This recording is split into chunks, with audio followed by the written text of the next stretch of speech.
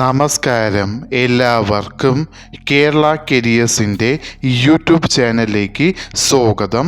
നമ്മൾ ഇന്ന് ഈ വീഡിയോയിലൂടെ നോക്കാനായി പോകുന്നത് Kerala public service commission KPSC gazetted date 9/4/2024 publish ചെയ്ത നോട്ടിഫിക്കേഷനിലെ office attendant for Kerala bank, അതിൽ കേരള സ്റ്റേറ്റ് കോപ്പറേറ്റീവ് ബാങ്ക് ലിമിറ്റഡിലേക്കാണ് നോട്ടിഫിക്കേഷൻ വിളിച്ചിരിക്കുന്നത്.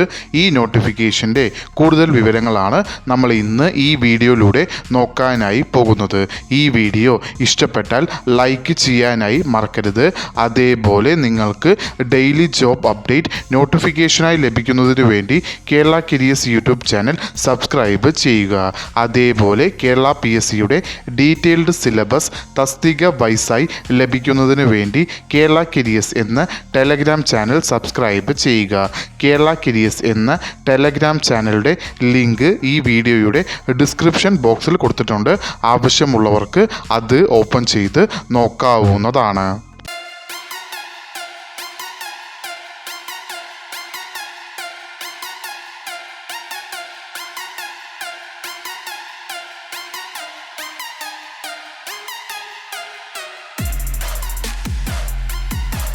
കേരള PSC പബ്ലിഷ് ചെയ്ത നോട്ടിഫിക്കേഷനിലെ കാറ്റഗറി നമ്പർ 065/2024 വിളിച്ചിരിക്കുന്ന കൺസേൺ എന്ന് പറയുന്നത് കേരള ബാങ്കിലേക്കാണ് വിളിച്ചിരിക്കുന്നത്.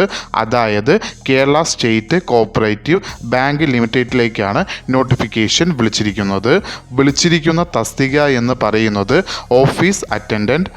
സാലറി സ്കെയിലായി കൊടുത്തിരിക്കുന്നത് 16,500 രൂപ മുതൽ 44,050 രൂപ വരെയാണ് സാലറി സ്കെയിലായി കൊടുത്തിരിക്കുന്നത്.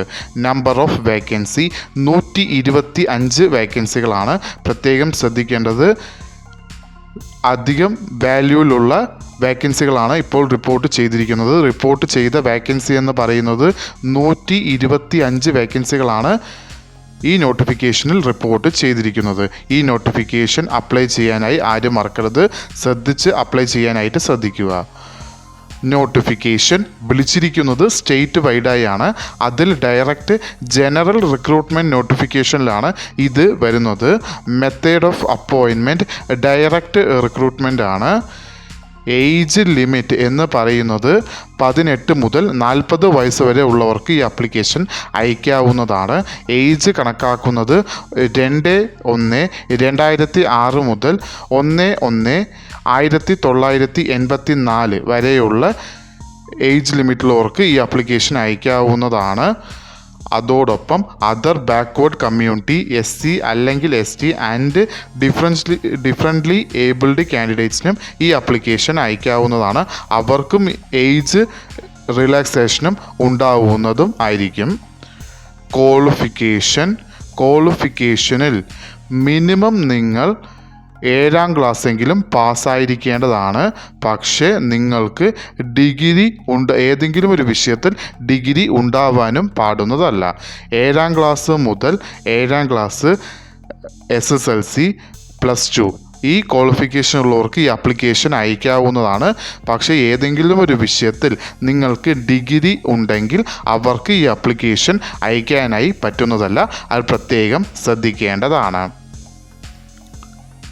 Application eligibility male and female candidates 2 പേർക്കും ഈ ആപ്ലിക്കേഷൻ അയക്കാവുന്നതാണ്. അപ്ലിക്കേഷൻ അയക്കേണ്ടത് ഓൺലൈൻ വഴിയാണ്.